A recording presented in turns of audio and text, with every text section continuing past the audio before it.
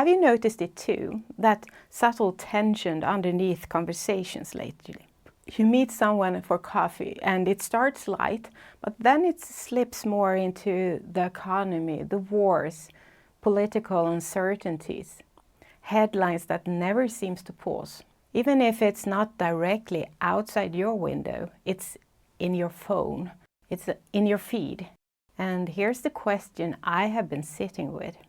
How much of your mental energy this week has been spent on things that you cannot influence? Not your calendar, not your team, or not your own next step, but the global uncertainty. Other people's decisions, system you cannot steer. If you felt slightly overwhelmed without really knowing why, you're not alone. Today, I want to share a simple model that helps me to return to calm and lead from clarity, even when the world feels unstable. I'm Hannah Saxmy, your leadership coach, and this podcast is your confidence boost in color. Let's go. A couple of episodes ago, I asked you, where are you busy? And where are you in your business? That episode created so many conversations, and I'm not surprised. This is something we circle back to again and again in life and in leadership. I could give you example after example of moments where I have been lost focus, where I drifted into reacting instead of leading, where I spent energy outside my own lane. I see it as like a lifelong learning, even though today I'm much better of choosing where I place my focus, even though I'm more intentional about directing my energy towards what's actually within my control. New situations keep appearing, new challenges, new uncertainties, new waves of noise. And that's what I want to expand on today. Because I've noticed something in the conversations lately with friends, with clients, with people living in different parts of the world. There's a quiet layer of anxiety underneath many conversations, like the wars, the economic instability, unpredictable political leaders, polarization, climate concerns. Even when there are things that are not physically present in someone's daily street view, they are present in the news feed, and they create a sense of unease. Before I go further, I want to say something personally. I'm deeply grateful where I live, for the upbringing I have had. Now, my life has not been easy in every season, but I live in a country without war. There is food, and there is a social safety net if something happens. That's a privilege. And some of the people I speak to live in places where instability is not just on the news, it's in their everyday reality. So how do we relate to this? How do we lead ourselves when the outer world feels unstable? In episode 41, I shared a story about Mia. After one of our coaching sessions, she left with a simple drawing with 2 circles. The inner circle was called My Business. Inside that circle are the things that Mia could control, that she has full responsibility for. The thoughts, the actions, the responses, the boundaries, what she consumes, how she shows up.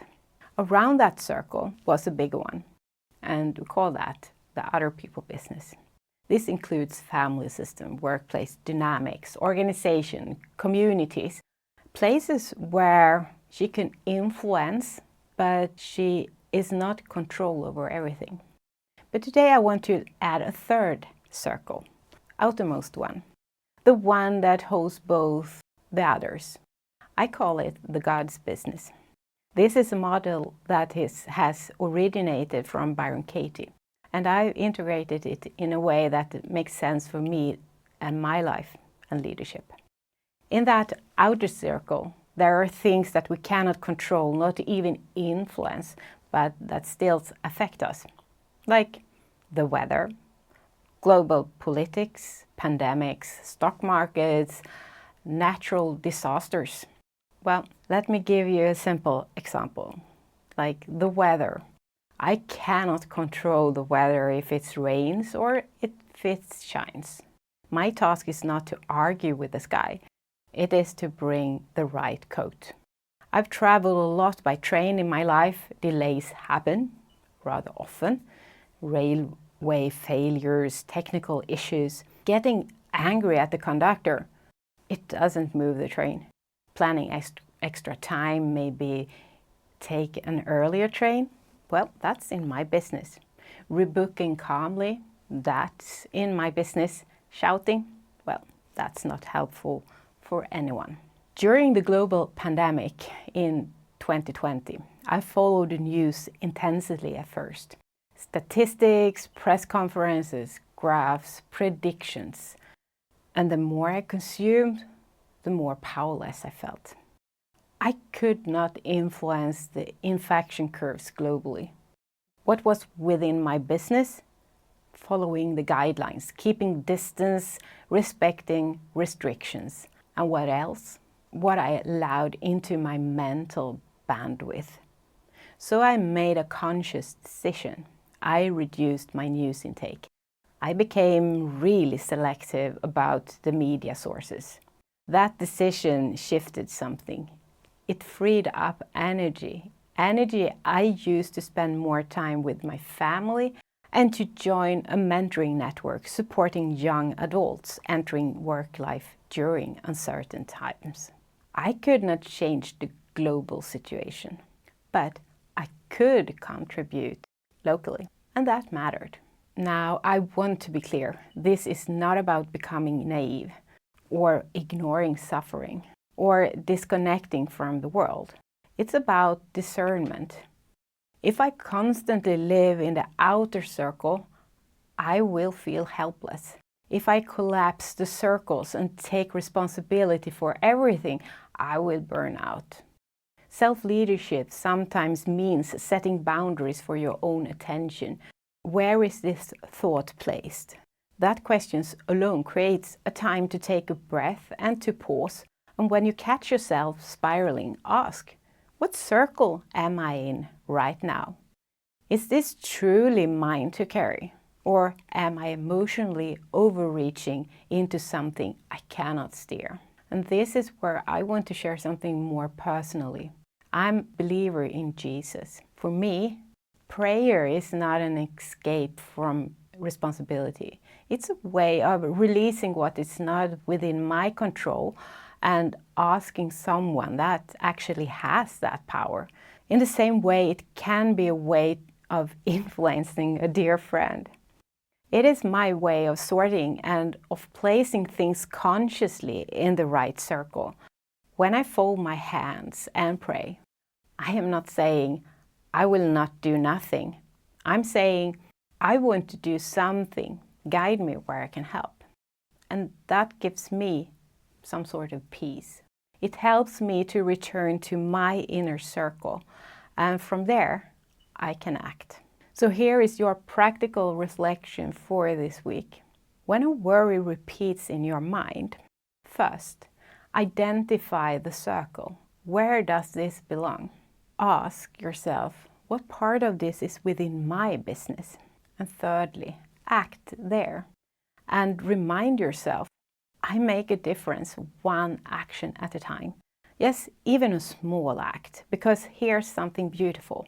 When your circle joins with others who are also acting within theirs, collective impact grows. You cannot change everything, but you can change something that makes a difference. This connects deeply to the journey of leading yourself sustainably.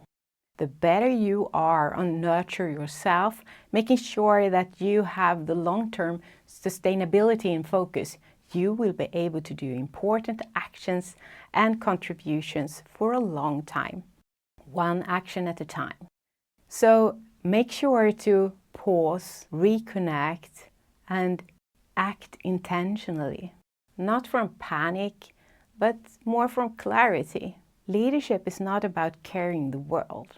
It's about carrying your part and inspiring others. If this episode resonated with you, I would love for you to share this with someone you might see that needs this perspective. Leave a comment or hit the like. And if you want to structure the daily reflection to help you to notice which circle you are in, you can download my Confidence Charger workbook. The link's in the show notes. As always, be confident, be you.